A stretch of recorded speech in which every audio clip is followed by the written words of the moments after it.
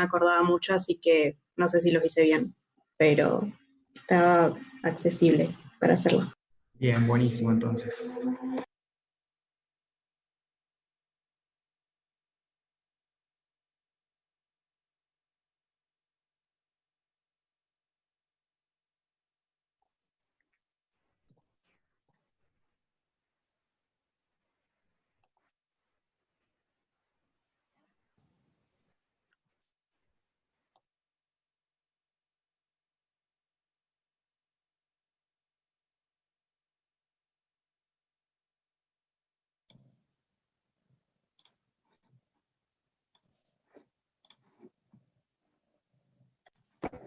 Arrancamos.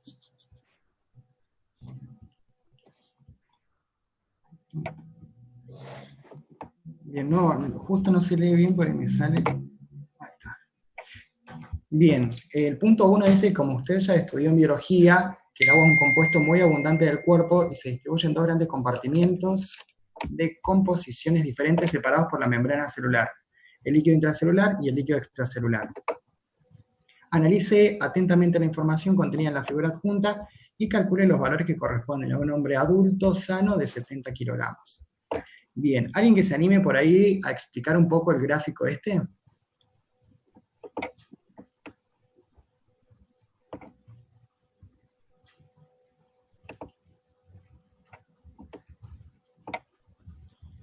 Bueno, por ahí si no hay nadie... Si quieren, yo no tengo problema.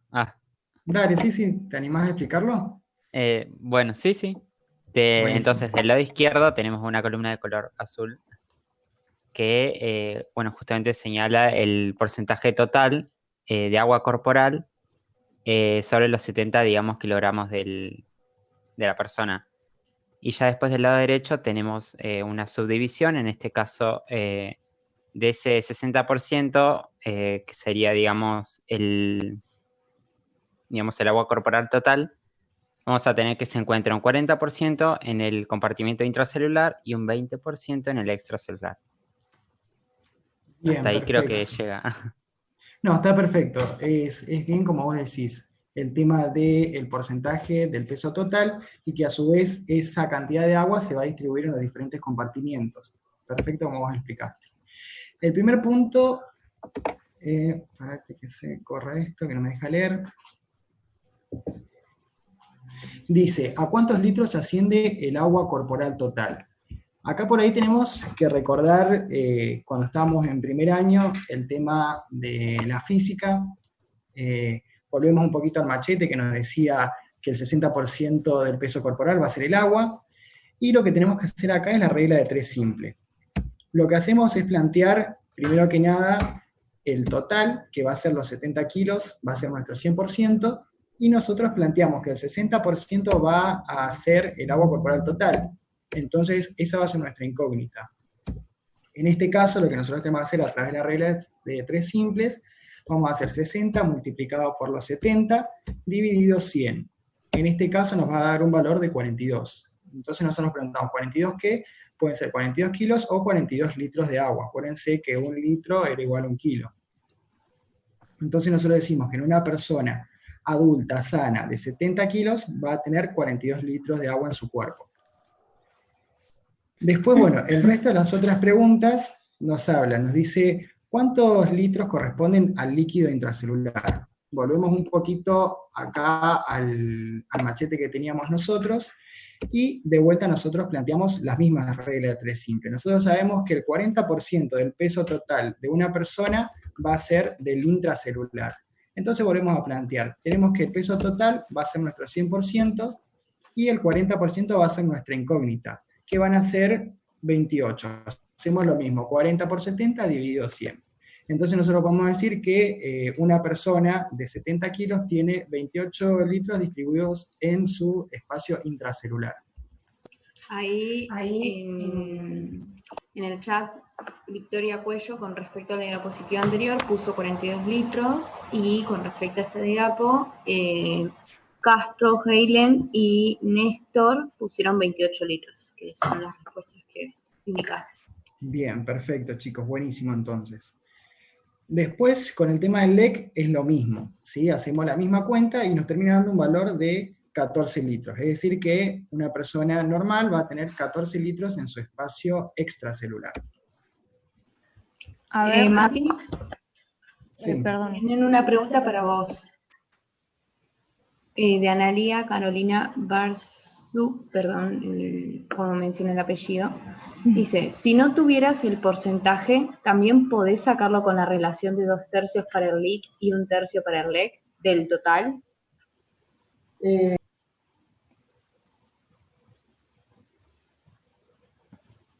Mati, te silenciaste justo.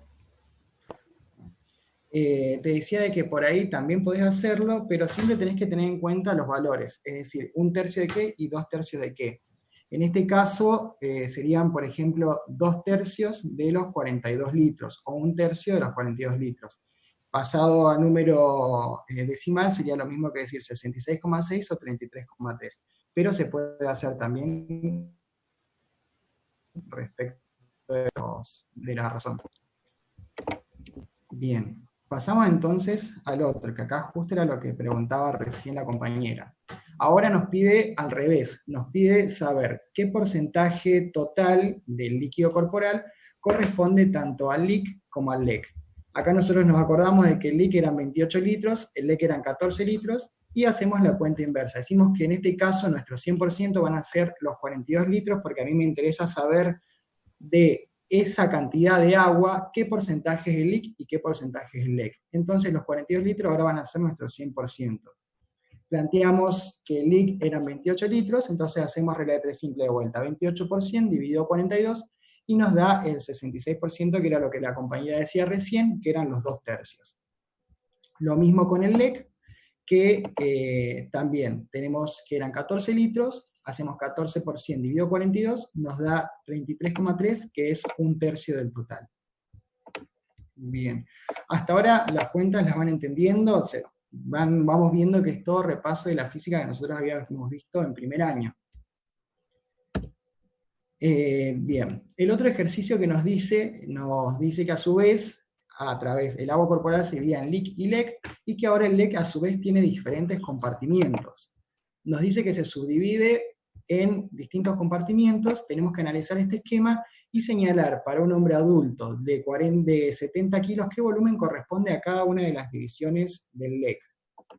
¿Alguien se anima por ahí a explicar un poquito este gráfico de acá?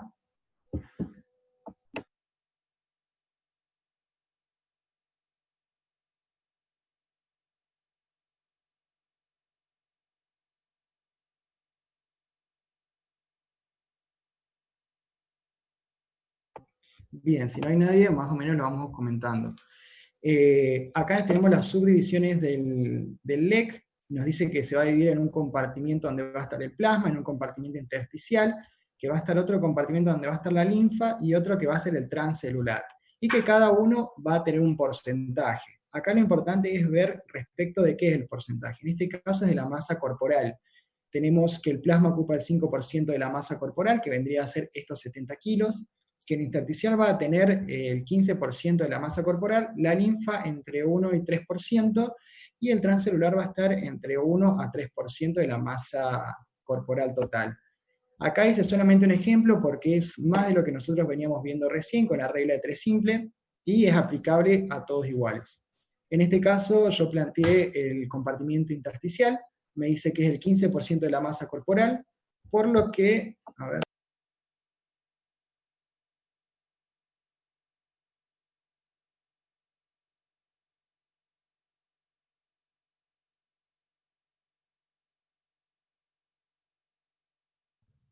Se silenció.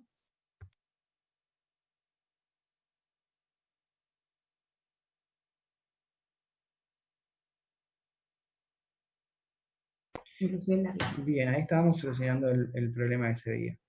Bueno, entonces planteamos lo mismo, que el 15% de la masa corporal va a ser lo que va a estar destinado al espacio intersticial, al líquido intersticial. Entonces planteamos de vuelta regla de 3 simple. Tenemos que ahora los 70 kilos van a ser el 100% y el 15% va a ser 10,5 litros. Esto, como decíamos recién, que va a ser aplicable para todos los otros compartimentos y las subdivisiones del LEC.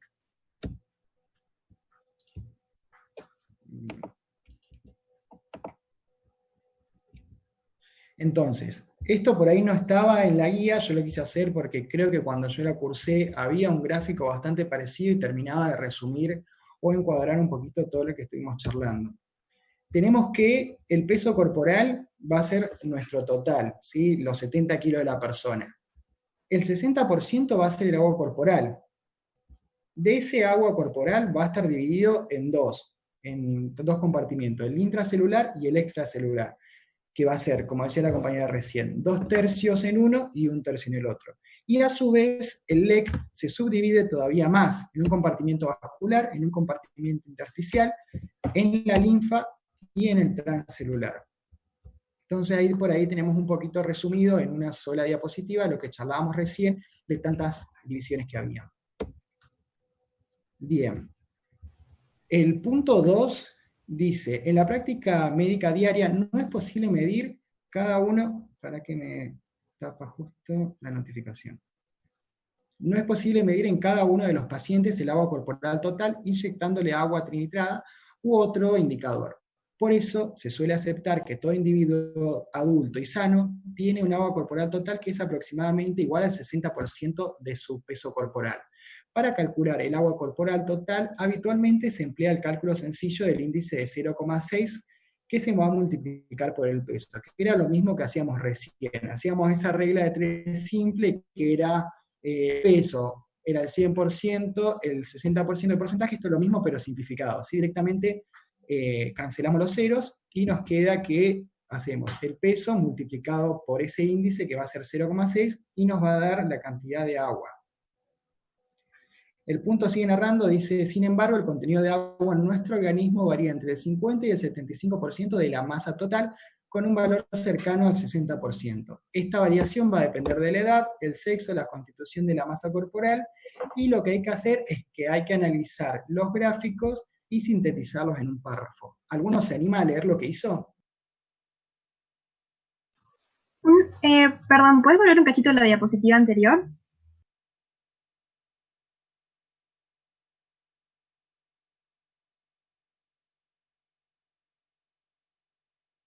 Gracias. Bien, ¿qué? ¿Tenías alguna duda con esta diapo? No, quería terminar de anotar para que me quedara claro todo lo que entraba en el ley que no lo había alcanzado a copiar. Buenísimo, igual la estamos grabando y después de última subimos el Power, ¿sí? Quédate tranquilo. Aparte, esta diapo es un resumen de, o sea, justamente resumiendo todo lo que venimos haciendo, que está bueno hacerlo cuando tenemos estos ejercicios que, digamos, empiezan con una cosa del mismo tema y después lo van ampliando cada vez más. Por ahí cuando uno ya termina, le queda medio un matete en la cabeza. Entonces, bueno, cuando uno ya termina de hacer esos ejercicios, vuelve para atrás y se arma una especie de así. Este resumen está bueno como para fijar bien los conceptos. Bien, buenísimo.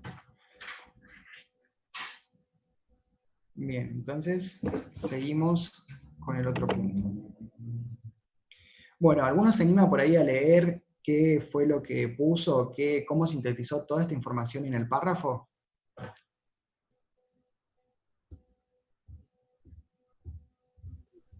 Hola, ¿me escuchan? Sí, se te escucha. Yo puse que el gráfico muestra el porcentaje del peso corporal en función de la edad, mostrando variantes en las concentraciones del total de agua corporal, los fluidos intracelulares y extracelulares para hombres y mujeres. Los porcentajes se comienzan a medir entre los 4 y 6 meses antes del nacimiento. El porcentaje de agua y fluidos extracelulares decrecen rápidamente hasta el año de vida, manteniendo luego una regulación que varía hasta la adultez inclusive, siendo de menor porcentaje en mujeres que en varones, ya que influyen diferentes parámetros entre los mismos. Por ejemplo, el porcentaje de agua, de grasa, minerales y proteínas. El fluido intracelular, en cambio, comienza a aumentar entre los 4 y 6 meses antes del nacimiento manteniéndose casi constante entre un porcentaje del 40 y 50% hasta la adultez, donde también es menor en mujeres que en varones. Bien, la verdad que está muy bien explicado por ahí los dos gráficos y buenísimo que pudiste acoplarlos en una sola explicación. ¿Alguien puso algo diferente? Mati, en el chat, Sofía Dufour puso: hola, yo puse que de los 12 meses hasta los 12 años, los niveles de líquido intracelular y el agua total del cuerpo en ambos sexos son iguales, y que a partir de los 12 años, como se desarrollan de diferente manera, van a tener diferentes niveles.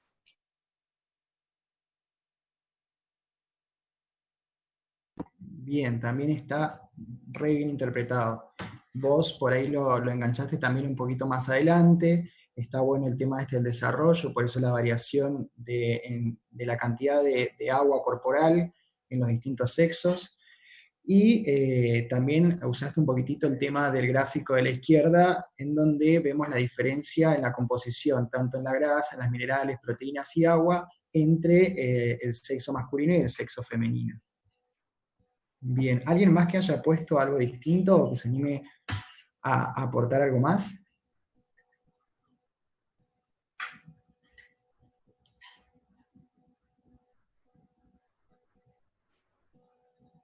Bien, entonces seguimos. Lo otro que por ahí plantea el punto dice, en caso de los atletas el porcentaje de agua es mayor respecto a un individuo normal de su misma edad, peso, sexo y altura, mientras que en los obesos el porcentaje es menor. A partir de sus conocimientos de bioquímica e histología, ¿puede fundamentar esta apreciación?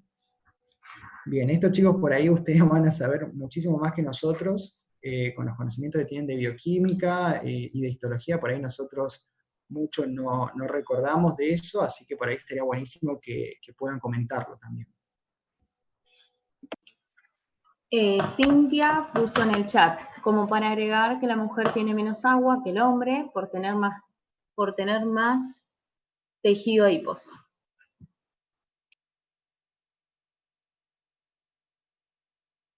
Bien, buenísimo. También es eso, y tiene que ver un poquito con el punto este que estamos hablando entre la diferencia de una persona atleta a una persona obesa.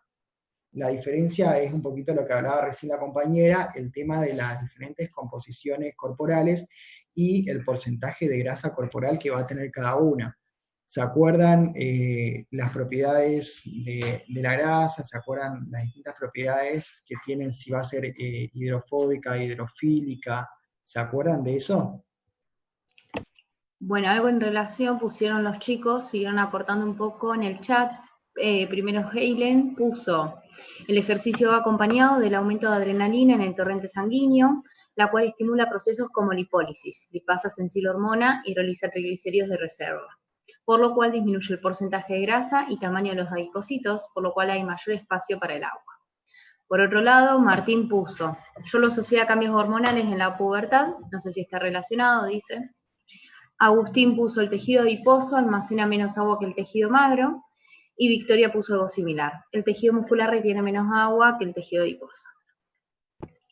Bien, perfecto, es todo lo que ustedes fueron diciendo, tiene que ver con esto, con las propiedades que tiene el tejido graso, el tejido muscular, cuál es más afín de concentrar agua, cuál por ahí la repele, y tiene que ver, bueno, con lo que ustedes decían, de que una persona en ejercicio el porcentaje de grasa va a ser menor, va a tener mayor cantidad de porcentaje muscular, por lo que la cantidad de agua corporal que va a tener esa persona en ejercicio va a ser mucho mayor a una persona obesa. El tejido muscular, acá pusieron al revés, retiene menos agua que el tejido adiposo. El tejido muscular retiene más agua que el tejido adiposo, no se confundan con eso. Bien, buenísimo, está buenísima esa aclaración, Sofía. Y arriba preguntaron si se asociaba a cambios hormonales. Eso por ahí nos estamos adelantando un poco, pero fíjense que, nada, como para decir un comentario, los estrógenos van a fomentar el almacén de grasa en la mujer, y de ahí es que la mujer va a tener menos cantidad de agua. Pero bueno, esos detalles más finos los vemos después, pero está bueno que puedan ir analizando e infiriendo que por ahí los cambios en la pubertad tienen que ver con estas modificaciones en la composición corporal. Muy bien, genial. A ver, creo que... Por un lado, Mantilaro puso, yo tengo una duda, en el gráfico del hombre y la mujer dice que la concentración de agua es el mismo entre los dos, 55-65%, y por otro lado Gustavo dice, ¿podrías repetir la aclaración? Creo que va para vos, Sofi. Primero vamos con el gráfico, ¿no? Sí. Acá fíjense que ustedes tomen esto como un rango, porque justamente es un rango, fíjense, hombre y mujer entre 55 y 65. O sea, el rango dijimos que el hombre en general tiene más masa muscular que la mujer en general, pero ahora, si es una mujer deportista con más contenido, con más porcentaje de músculo, y un hombre que por ahí no es obeso, pero es sedentario y no tiene su masa muscular demasiado desarrollada, por ahí incluso entre este rango están en un porcentaje de agua similar, por ahí están los dos en un 60%, ¿se entiende? Estamos hablando de rangos, no estamos hablando de un porcentaje específico. Fíjense que en los tres, ya sea el agua, la grasa, todo en rangos. Después dijimos, lo de la aclaración del tejido adiposo. A mayor cantidad de tejido adiposo, menor cantidad de agua va a haber. Eso habíamos dicho. Después, que el tejido muscular retiene más agua que el tejido adiposo. Ahora en el próximo punto lo ampliamos bien. Entonces posee más cantidad de agua porque posee mayor masa muscular y menor cantidad de tejido adiposo. Para simplificarlo, podemos decir que sí, que sería así. Sí. Espero que se haya quedado claro. Bien. Más que nada acuérdense eso, de que el tejido graso va a tender a repeler un poco el agua. Bien, pasamos entonces a la siguiente diapositiva. Bien, en este caso tenemos ya el punto 3, en donde dice que otro elemento importante a tener en cuenta cuando pensamos en el agua corporal total de una persona es la íntima relación entre el volumen de agua y el sodio corporal. Y acá la pregunta de vuelta nos remite a los conocimientos que nosotros tenemos de química, de bioquímica, y nos dice, en base a esos conocimientos de química, responda en qué se basa dicha relación. O sea, ¿por qué es tan importante la relación que nosotros tenemos entre el sodio y el agua corporal? ¿Alguien puso algo de eso?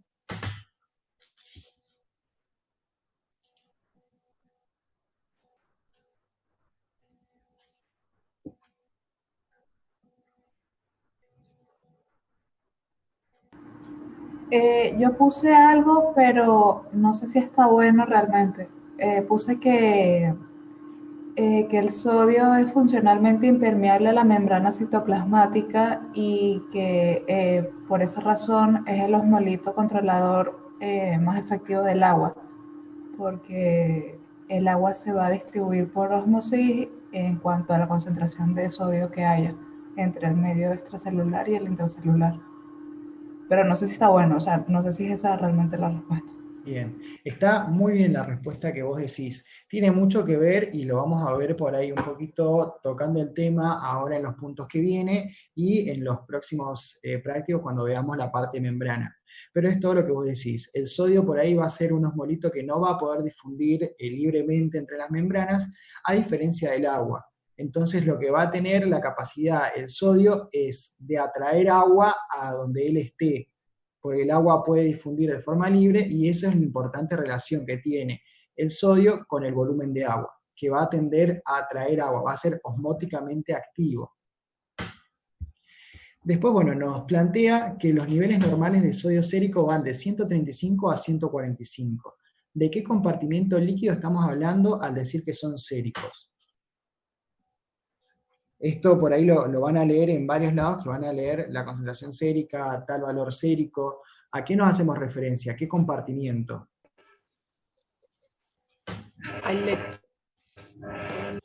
Bien, y más específicamente... Al plasma. Perfecto, al plasma, que va a ser el compartimiento vascular. Entonces, por ahí nosotros, siempre que hablemos nosotros de valores séricos, van a ser valores vasculares, valores que van a estar en la sangre. Después, bueno, nos plantea esto, nos dice, los niveles de sodio tienen impacto directo sobre uno de los parámetros más importantes del medio interno, la osmolaridad. La osmolaridad plasmática es la concentración molar de todas las partículas osmóticamente activas en un litro de plasma. Para la osmolaridad plasmática existen fórmulas de cálculo que implican a todas las partículas osmóticamente activas, sean el sodio, el potasio, calcio, magnesio, glucosa, el BUM, e incluso factores de corrección en función de la hiponatremia o la hiperlipidemia que origina un descenso del agua plasmática. Acá tenemos primero, bueno, un concepto recontra importante que era lo que hablábamos recién, el tema de la osmolaridad, y el tema de las partículas osmóticamente activas, que era lo que nosotros decíamos recién, lo que por ahí contaba la compañera, que son partículas como el sodio que no pueden difundir de forma libre entre la membrana, y lo que van a ser concentraciones para atraer agua hacia ellos, o distintos líquidos que pueden difundir de forma libre en las membranas. Ese es un concepto por ahí que tienen que ustedes darle mucha bola, y que les va a servir ahora y para adelante también. Por ahí, para la gente que no sepa lo que es el BUN, acá está la aclaración que estaba en la guía, que el BUN es el nitrógeno ureico en sangre, y se calcula haciendo el valor de urea dividido 2,14. Y esto lo que es importantísimo, que lo tienen que aprender ahora, tanto para fisiología como para el día de mañana estén cursando otra materia, o también sean médicos, el tema de los valores de los iones sanguíneos, de los cuales vamos a tener acá los más importantes: el sodio, que va a tener un valor de 135 a 145, el potasio de 3,5 a 5, el cloro de 102 a 109, el calcio 8,7 a 10,2, y magnesio, que va a ser 1,2 a 2,3. Por ahí lo que está aclarado entre paréntesis, la natremia, calemia, la cloremia, es cómo se los llama cuando están a nivel sérico. Esto lo tienen que saber, y por ahí ahora se les hace un poquito más difícil aprenderse los valores, o van a sentir que por ahí es medio al pedo, pero la verdad que es algo importante. Ahora volvemos un cachito por ahí al tema de la osmolaridad, y nos dice que hay diferentes cálculos para poder sacar la osmolaridad plasmática, que siempre son aproximados, nunca van a ser certeros. Una de las fórmulas que los que estén por ahí cursando oficio la primera vez, estas fórmulas que aparecen empiecen a anotárselas en un cuaderno, anótenlas en una hojita, en un pizarrón, porque a partir de ahora vamos a ver varias fórmulas y pueden ser tomadas en los parciales. Les pueden decir, bueno, calculen la osmolaridad plasmática de una persona con tales valores. Y ustedes tienen que saber esta fórmula. Mati, ahí pregunta Alejandra, dice, no se escuchó bien, partículas osmóticamente activas serían que no pueden difundir libremente en la membrana. Claro, exacto. Entonces, al no poder pasar de un compartimiento a otro, al no poder difundir a través de la membrana, tienden a atraer a las partículas que sí pueden. En este caso, tienden a atraer el agua. Bien, volvemos entonces ahí a la fórmula. Esta fórmula nos dice que la osmolaridad plasmática, el valor aproximado nosotros lo podemos obtener haciendo 2 por la concentración de sodio, más la glucosa dividido 18, más el BUM dividido 2,8. Pero, ¿qué pasa? Nosotros tenemos que, de lo que decíamos recién, y lo que por ahí decía la compañera, que estaba buenísimo el dato que dijo, que el osmolito activo más fuerte es el sodio. Entonces tenemos lo que es la osmolaridad efectiva o la fórmula de osmolaridad reducida. En este caso dice, interesa especialmente la denominada osmolaridad efectiva, que está determinada por los solutos que no penetran libremente en las células y que son capaces de crear el gradiente osmótico. Y el 95% de su valor se debe a la natremia, es decir, la concentración de sodio en sangre. Por ello, la fórmula más sencilla es directamente 2 por sodio. Sin embargo, otros componentes sanguíneos también tienen influencia en esta osmolaridad, principalmente si se sospecha que está elevada la glucemia. Entonces, en este caso nos agrega a la fórmula reducida la glucosa. ¿Qué nos quedaría entonces? Osmolaridad efectiva, 2 por sodio más glucosa dividido 18. Y acá volvemos un cachito por ahí al tema de las preguntas. En este punto nos pide que calculemos la osmolaridad efectiva con las dos fórmulas, tanto para un sodio de 142 y una glucemia de 80, como para un sodio de 142 y una glucemia de 180. Y a través de estos valores llegar a una conclusión. Entonces, acá ponemos la fórmula que hablábamos recién, la que tiene en cuenta el sodio y la glucosa, y lo que hacemos es reemplazar los valores que nos dan. En este caso tenemos un valor de sodio de 142 y un valor de glucemia de 80. Esto nos termina dando una osmolaridad efectiva de 288. Después, hacemos lo mismo con los otros valores. Tenemos una osmolaridad, un sodio de 142, pero en este caso la glucemia va a escalar a 180. Es decir, nos va a dar una osmolaridad efectiva de 294. Lo otro que nos pide es calcularla solamente con el tema de la fórmula reducida que no tiene en cuenta la glucemia.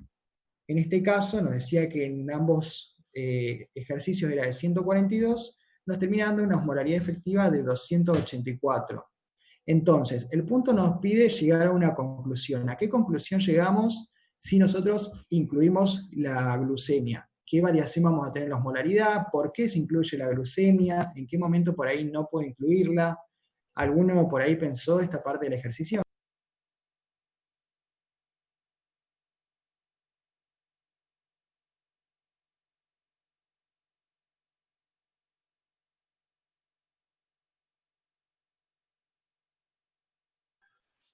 Puede ser que cuando la glucemia está normal, no varía tanto la osmolaridad efectiva, pero cuando está más elevada sí varía, o sea, sí influye en la osmolaridad efectiva. Bien, está perfecto eso que decís, tiene mucho que ver con eso. Por ahí con valores normales de glucemia, es como vos decís, la osmolaridad no se va a ver tan afectado. Pero si nosotros tenemos, por ejemplo, una persona diabética que tiene su diabetes descontrolada, que va a manejar cifras de glucemia muy elevadas, arriba de 300, en ese momento sí nos importa la osmolaridad. ¿Por qué? Porque ahí sí la glucosa está haciendo variaciones fuertes dentro de lo que es la osmolaridad. Entonces, por ahí, para personas sanas, jóvenes, que tienen glucemias normales, es como decía la compañera, no vamos a tener tanta variación. Fíjense que entre una glucemia de 80 a 180 la variación es casi nada, es muy poco la variación que tiene. Pero por ahí, en cifras mayores, ya los valores de osmolaridad se van fuera de los parámetros normales, y en ese caso sí nos importa. Por ahí, un caso que nosotros habíamos pensado, el tema de los diabéticos. Ustedes saben que la diabetes es una enfermedad súper común y que puede tener distintas descompensaciones. Cuando las personas diabéticas tienen valores de glucemia muy elevadas, empiezan a saturar los transportadores, que es lo que vamos a ver un poquito más adelante, y empiezan a excretar glucosa por orina. Entonces, esa glucosa lo que hace es, como es osmóticamente activa, atrae agua, el diabético empieza a orinar de más y produce lo que es un grado de deshidratación. Entonces ahí nosotros empezamos a ver la importancia de los distintos osmolitos y los distintos roles que pueden tener en la fisiología normal y en la patología. ¿Alguien más que por ahí quiera comentar qué pensó de este punto?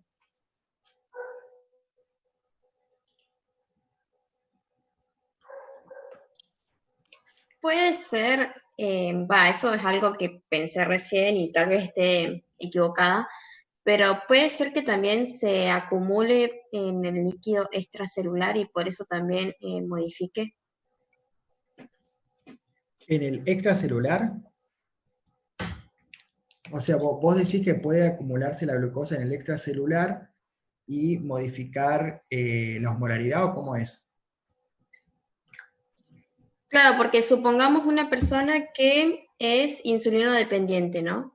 Uh-huh. Entonces, no va a tener una secreción normal de insulina, se la va a tener que inyectar, y supongamos que no está medicado, entonces los transportadores GLUT4 no van a estar activos, o sea, no van a estar expresados en la membrana.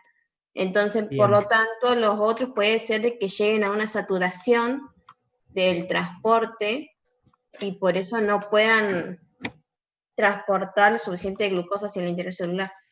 Claro, por eso mismo era lo que nosotros decíamos recién, como no pueden entrar la cantidad de glucosa a las células correspondientes, toda esa glucosa queda en el vascular, queda distribuida ahí, y es lo que después pasa con el tema de la orina. Tienen tanta glucosa en la parte vascular que se deja de reabsorber a nivel renal y se produce la excreción de la glucosa. Por eso era lo que hablábamos recién de que los diabéticos pueden orinar mayor cantidad de agua, por el tema de la glucosa también es osmóticamente activa, pero tiene que ver con lo que vos decís. Mati, te leo una pregunta que está en el chat, la leo para todos porque capaz que es una pregunta de la compañera, pero que también la pueden tener otros compañeros. Candela Rodríguez puso, tanto en el que considera solo sodio como el que considera glucosa y sodio. Si podés repetir tu pregunta, Candela. Por ahí se refiere a la... Sí, está más arriba, dice la primera parte, y hay como un comentario en el medio. Si son las unidades correspondientes, ¿es tu pregunta? Claro, porque yo lo que digo es, en la osmolaridad que considera solamente el sodio, me da en miliosmol por litro, ¿no? Pero en el otro, cuando nosotros le sumamos un componente que está en otra unidad, porque tengo en miligramos decilitros, ¿sigue dando en la misma? Eso sería mi duda. Ahí me mataste con el tema de la osmolaridad. Porque, o sea, ¿cómo sería la relación o no importa? Sí. Siempre es miliosmol. No, pero sí, o sea, la osmolaridad te va a dar en miliosmoles por litro. Lo que sí vos ten en cuenta que cuando agregás la glucosa, que esté en miligramos sobre decilitro, porque si te la dan en otra unidad, ahí la tenés que pasar para que te den, para tenerla en miligramos decilitro y poder aplicarle esta fórmula y que los valores estén justamente en una unidad que vos puedas comparar a ver si te está dando una osmolaridad muy elevada o muy baja. Bien. Eso es lo que tenés que tener en cuenta, si vos tenés el valor de glucemia en miligramos sobre decilitro o no. Si no la tenés que pasar a ese valor. Lo mismo con si tenés una urea, el tema de la urea también pueden modificarlo igual que la glucosa, así que siempre ustedes fíjense cuando van a hacer una cuenta o tengan, sí, cuando vayan a hacer una cuenta y tengan una ecuación o lo que sea, estén muy atentos a los valores, porque es muy común que se los den en otras unidades y antes de hacer la cuenta ustedes lo pasan. Acuérdense de eso. Bien. Buenísimo, bien. Gracias. Otra pregunta es la de Anto Verdugo, que dice, ¿qué partículas serían osmóticamente activas? Bien, las que serían osmóticamente activas, por ahí las más importantes son las que decía el práctico, tanto el sodio, el cloro, estaba acá. Estaba acá en el práctico. A ver, acá, viste que dice sodio, potasio, calcio, magnesio, glucosa, el boom. El boom que sería la urea, dijimos. Y después ahí preguntan por qué no hay una diferencia significativa entre los resultados de glucosa de 80 y 180. Porque en realidad 80 y 180 de glucemia son rangos relativos, o sea, son rangos normales que nosotros tenemos incluso durante el día en ayunas. Si a mí me sacan una glucemia, probablemente me entre 80 y 85, pero por ahí ya a la tarde, cuando ya vengo comiendo y demás, y estoy por ahí en un postprandial, me puede dar 180, pero no me voy a descompensar ni nada. Mati recién decía que los diabéticos descompensados podían tener glucemias de 300, de 500, o sea, glucemias muy, muy elevadas, que es ahí cuando se empieza a dar la patología por el cambio de osmolaridad significativo. Si no, prueben con otros números así bien grandes y ahí se van a dar cuenta que la osmolaridad se les va bastante más. Exacto, es como dice Sofía, acuérdense también los valores de osmolaridad normal, que tendrían que ser de 275 a 295. Y es como dice ella, estos pueden ser valores dentro de todo, fuera de si son basales o no, normales, que puede tener cualquiera, y es como dice ella, si nosotros probamos con glucemia de 350 a 400, ahí realmente la osmolaridad nos va a dar fuera de los valores normales. Bien, pasamos entonces al otro punto.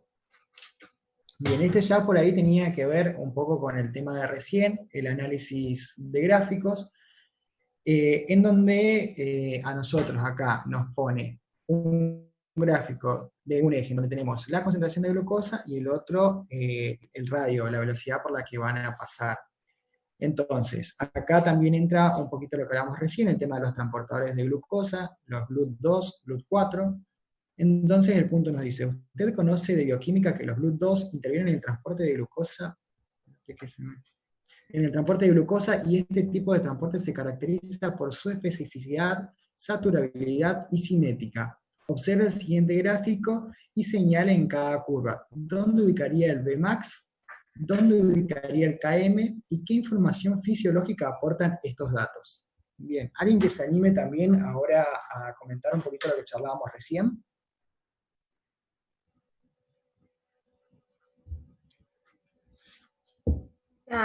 Velocidad máxima yo lo ubicaría, igual depende de cada transportador, porque por ejemplo el del GLUT2 sería más alto el lugar donde llega a la que sería la meseta, que sería la saturabilidad de los transportadores.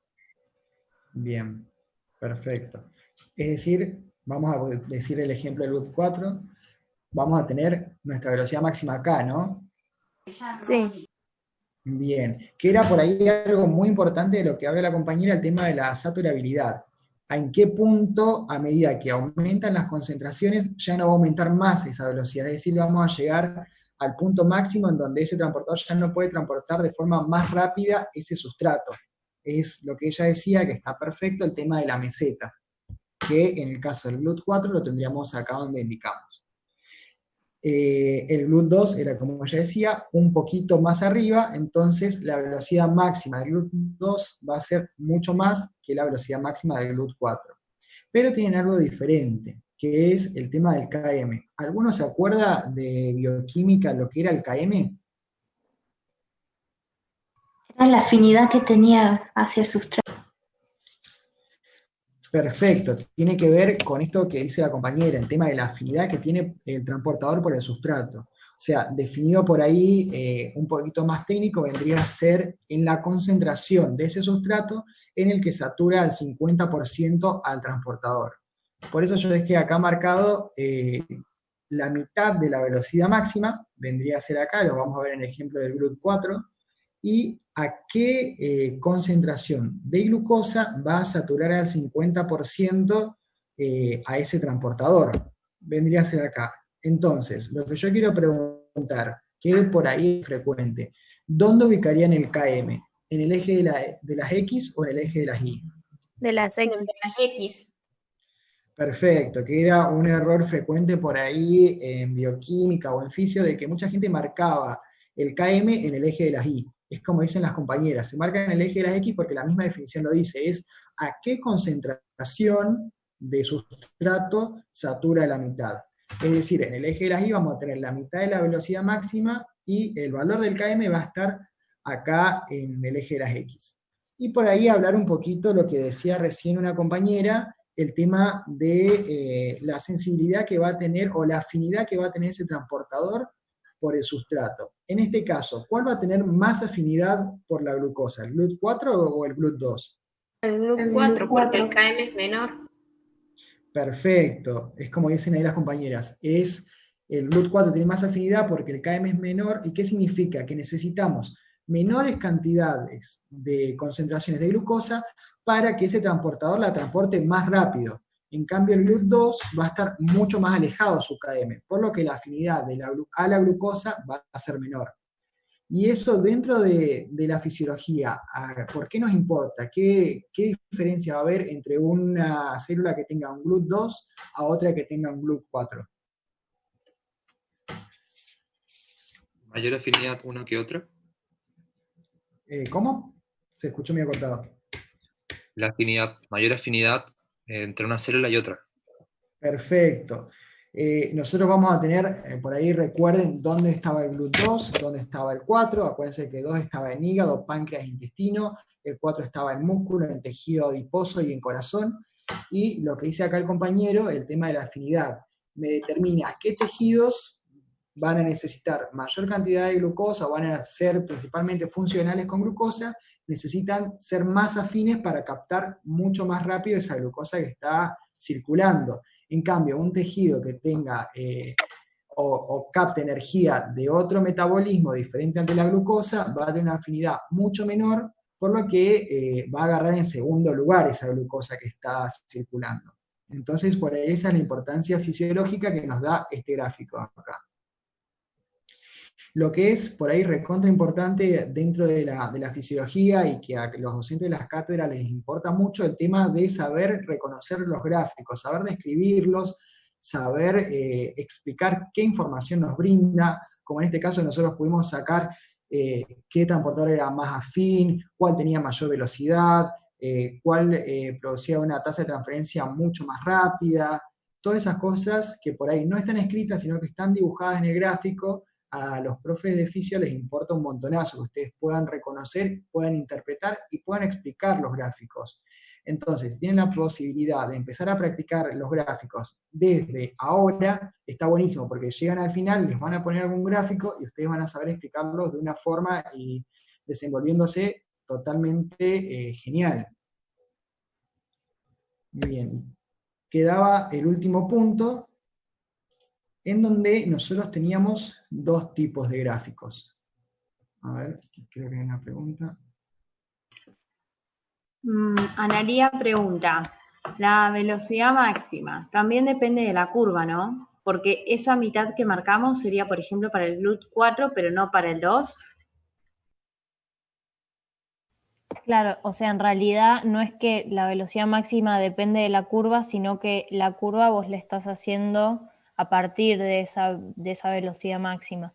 Y acuérdense que el concepto de KM depende del transportador, y depende también del sustrato que va a agarrar ese transportador, porque uno va a decir, bueno, el GLUT 2 tiene un KM de 17, pero para glucosa estamos hablando, acuérdense bien de definir cada cosa, porque para otro sustrato, para urea, no tiene el mismo, no es que transporta urea. ¿Bien? Bien, buenísimo. Entonces, seguimos. Bien. El punto 5, y creo que es el último, dice, analice los siguientes gráficos, observe detenidamente los ejes y la forma de la curva, compárelas, asumiendo que las sustancias que se transportan en ambas situaciones, A y B, son distintas. ¿Qué tipo de transporte se expresa en cada situación? Hay que justificar la respuesta. En este caso yo por ahí me adelanté, les puse a qué correspondía cada uno de los transportadores, siendo el de la izquierda el activo, pasivo, y siendo el de la derecha transporte activo. ¿Por qué yo llego a esa definición? ¿Alguno se anima por ahí a explicar por qué tengo una línea acá en el medio punteada que dice concentración extracelular y por qué uno la pasa y el otro no?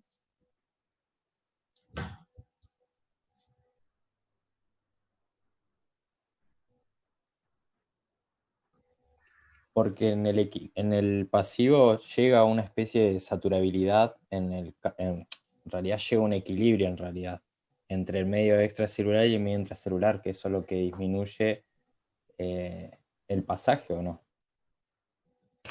Bien, está perfecto lo que decís. Tiene que ver con eso, con lo que vos decías. El pasivo puede circular de forma tanto de un lado como para el otro. Entonces lo que se hace, que era lo que el compañero explicaba, va a llegar un momento en donde la primera parte del tiempo, en donde nosotros tenemos tiempo cero, las concentraciones, tanto en el intracelular como en el extracelular, van a estar muy diferentes. Va a estar una muy concentrada adentro, pero muy poco afuera. Entonces, en ese primer momento, ese sustrato empieza a salir por la diferencia que hay de concentraciones. Entonces, empieza a salir mucho, se empieza a acumular del otro lado de la membrana, y llega al punto, como explicaba muy bien el compañero, en donde se hace una meseta, porque se equiparan las concentraciones y ya no hay diferente gradiente. Entonces va a quedar ahí, tanto las mismas concentraciones adentro en el espacio intracelular como en el espacio extracelular. Entonces, si bien no significa que no va a estar difundiendo, puede difundir, pero va a ser la misma cantidad la que entra que la que sale. Estaba muy bien explicado, como dijo el compañero. Y en el transporte activo, ¿qué pasa, chicos? El transporte activo trabaja en contra del gradiente de concentración. Bien, perfecto, entonces lo que dice la compañera. Nosotros decíamos que el pasivo, recuerden por ahí, biología, bioquímica, que era un transporte sin gasto de energía, que se hacía a través de difusión, y lo que decía la compañera muy bien, que el activo lo va a hacer en contra de un gradiente, con gasto de energía. Entonces, en este caso, nosotros podemos pasar lo que es la concentración cuando se equiparan y seguir bombeando el sustrato hacia el otro lado de la membrana, siempre con un gasto de energía. Por eso, en el pasivo, cuando se equiparan las concentraciones, se hace la meseta, y en el activo, por más que las concentraciones en el extracelular sean mayores, empieza a mandar el sustrato hacia el otro lado, a pesar de que el gradiente de concentración está equiparado o ya se invirtió, pero es la gran diferencia, el gasto de energía y que lo puede hacer en contra de un gradiente. Bien, ¿alguien más por ahí que se anime a opinar o que piense distinto de estos gráficos?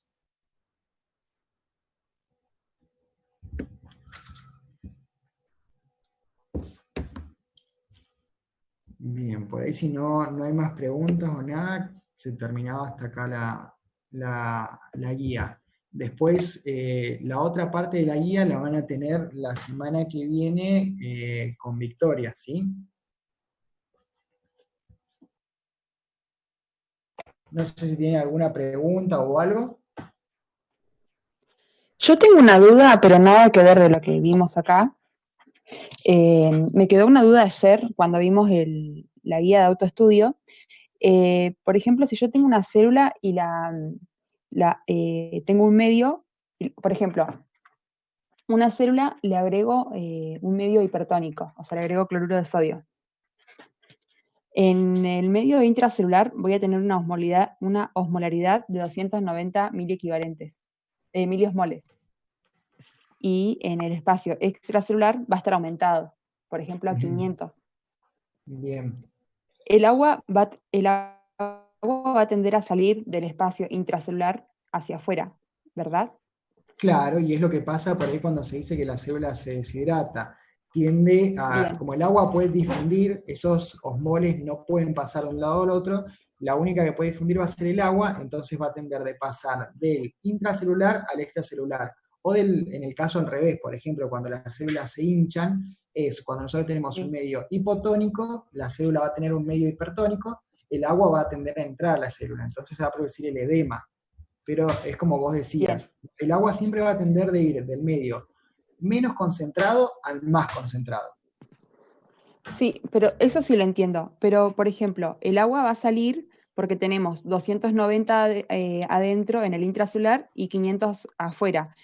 Pero es como que en un momento va a llegar a un equilibrio, o sea que el agua va a dejar de fluir. Claro, está exacto, porque a medida que el agua sale, ese medio dentro de la célula se empieza a concentrar porque quedan los osmoles y se empieza a disminuir la cantidad de agua, y en el medio de afuera se empieza a diluir los osmoles. Entonces, dentro de la célula empieza a aumentar la osmolaridad, afuera empieza a disminuir, y llega un momento en donde se equiparan. No, por ejemplo, que se van a equiparar en 340, poner. Ah, bien, eso quería saber. Como que entre uno y otro va a quedar 300 y pico y el otro también 300 y pico, más o menos. Claro, exacto, porque uno va a perder el agua, se va a concentrar los osmoles, y el otro va a ganar agua, se van a diluir y van a llegar a un nuevo equilibrio. Bien. Después puede ser que también daba un ejemplo, por ejemplo, si se le agrega urea al medio, el agua iba a salir de la célula, pero después la urea ingresa con el agua, ¿puede ser? Claro, pero la urea no es totalmente permeable. O sea, tiende un gradiente de difusión entre las células. Bien. ¿Cómo no te pero escuché? Bueno. No, pero igual me quedó bien el concepto, sí. Claro, llega un momento en donde la urea puede difundir y pasa lo mismo que siempre. Siempre vos tenés que tener... Ah, buenísimo entonces. ¿Se quedó? Sí. Mati, acá Gabriela Justina pregunta, me quedó una duda del práctico de ayer, con respecto a lo que preguntaba recién Sabrina, algo similar, que decía, en un momento se agregaba agua destilada y eso lisaba la célula. No entendí por qué, dice. Bien, eso tiene que ver por ahí con el ejemplo que habíamos dado recién. Va a ser el caso contrario al que planteaba la compañera. El agua destilada tiene, o sea, es agua sin minerales, sin solutos. Entonces va a ser un agua que va a ser un medio hipotónico, es decir, va a tener poca osmolaridad. Entonces, si nosotros tenemos una célula y tenemos el medio hipotónico, la célula va a tener mayor cantidad de osmolitos activos. Entonces, el agua que va a estar en el medio va a tender a ir hacia la parte que va a estar más concentrada, va a tener más osmolaridad. Entonces, va a entrar a la célula se va a edematizar, es decir, se va a hinchar y se va a producir la rotura de la célula. Por eso era lo que pasaba, que te dicen que la célula se lisa, se rompe.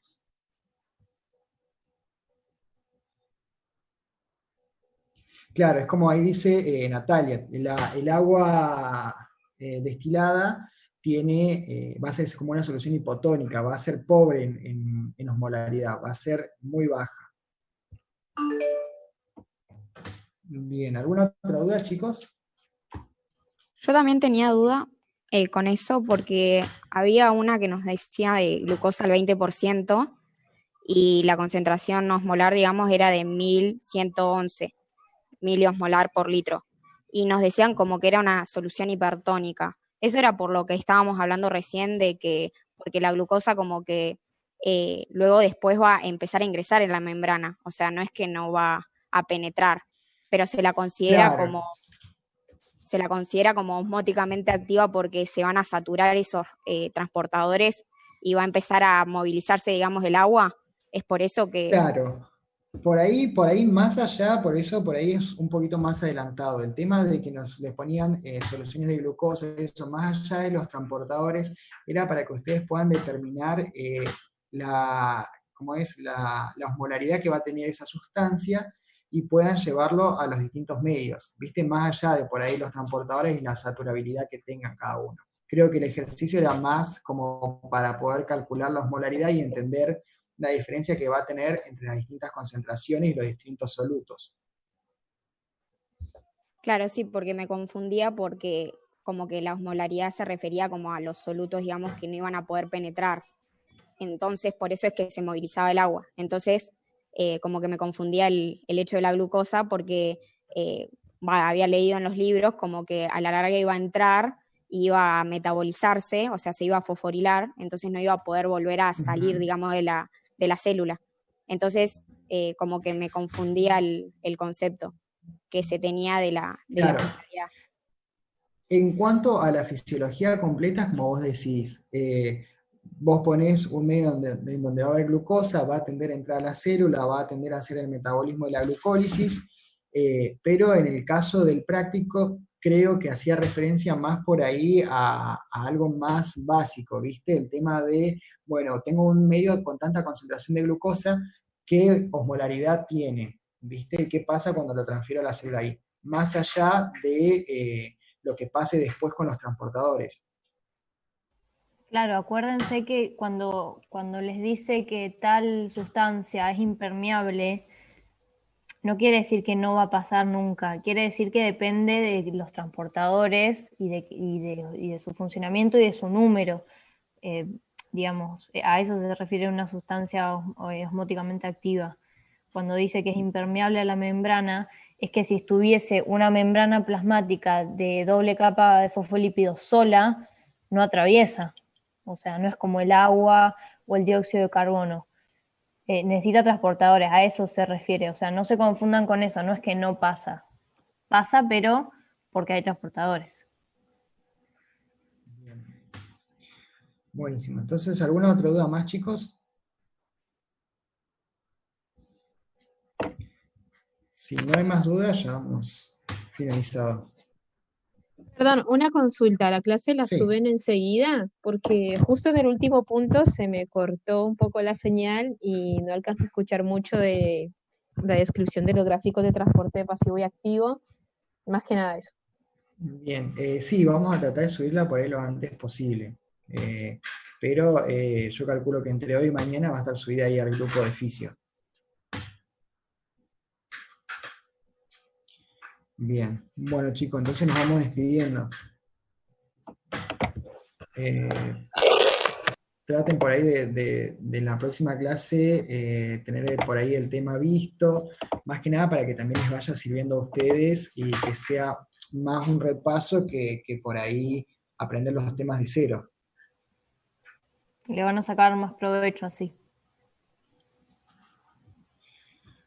Bueno chicos, nos estamos viendo, que anden bien. Chao, gracias. Chao, gracias. Gracias. Chao.